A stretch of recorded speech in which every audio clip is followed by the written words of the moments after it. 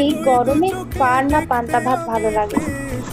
সকালবেলায় এই গরমে ব্রেকফাস্টে শুধু পান্তা ভাত আর এমনি করে একটু আলুর বড়া, ব্যাস, আর কিচ্ছু চাই না। তবে এক একজনের এক এক রকম ভাবে পান্তা ভাত পছন্দ।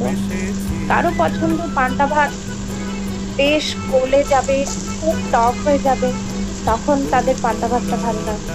কেউ আবার টক হয়ে যাওয়ার জাস্ট আগের স্টেজটা, সেটাতে ভালো লাগে খেতে।